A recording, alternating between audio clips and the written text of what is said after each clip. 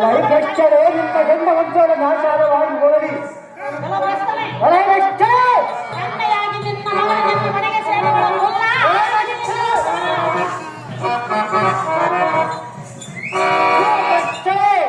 ಶಶಿ ರೇಖೆಗೆ ಮಾಡಿಕೊಂಡರ ವಂಶ ನಾಶವಾಗಿ ಹೇಳಿಯಲ್ಲ. ಎಂಥ ದುಃಖ ಇರಲಿಕ್ಕೆ ಐಶ್ವರ್ಯಹೀನರಾಗಿ ಅರಣ್ಯ ಮಾಡ್ಕೊಂಡ್ಬಿಡು ಹಾಳಾಗಿ ಹೋಗಿರೋಲ್ಲ. ಆ ಪುರುಷ ಅರಣ್ಯ ಮಾಡ್ಲಿಕ್ಕೆ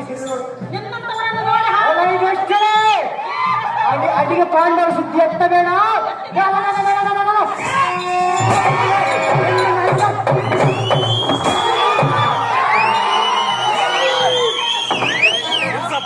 ಪಾಂಡವರ ಗುಂಡುಗಳು ಆಗಿದ್ದರೆ ಮುಂದೆ ಬಂದು ನಿಲ್ಲಿಸು. ಅವರ ಗುಂಡೆಗಳ ಸರಳ ಚಿರಿಗಳ ಮುಕ್ಕಳೆ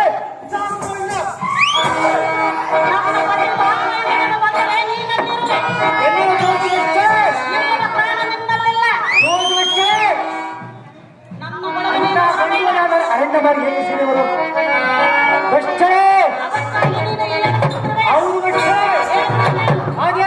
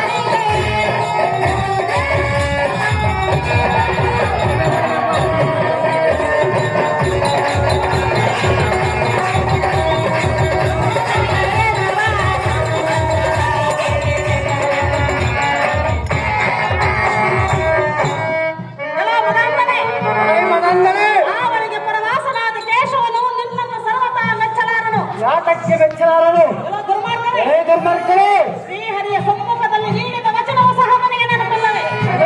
ಏನು ಮಾಡುವುದು ನಿನಗೆ ಎಂತಹ ದುರ್ಬುದ್ಧಿ ಹುಟ್ಟಬೇಕಾದರೆ ನಿನಗೆ ಅಂತ್ಯಕಾಲವು ಬಂದಿರುವುದು. ನಿನಗೆ ಅಂತ್ಯಕಾಲ ಬಿಟ್ಟಿರುವುದು ಎಲ್ಲೋ ನೀಚ ಕುಲದವನೇ. ಇಕೋ ನಿನ್ನ ಮಗಳನ್ನು ಕೊಡದಿದ್ದರೆ ಈ ಊರ ಮಾರಿಗೆ